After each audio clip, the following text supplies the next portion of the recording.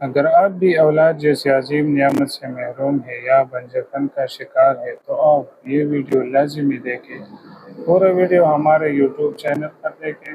السلام علیکم، میں ہوں شعیب اور آپ لوگ دیکھ رہے ہیں ڈاکٹر ڈائرہ وتھ شعیب۔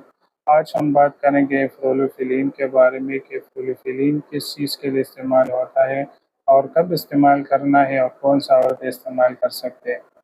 تو فلوروفیلین جو ہے وہ ان عورتوں کو دیتے ہیں جس کی بچی دانہ کمزور ہو، کام ہی نہیں کرتا اور ڈسفنکشن ہو اور انڈا ریلیز نہیں ہوتا ہے، تو ان عورتوں کو ہم فلوروفیلین دیتا ہے۔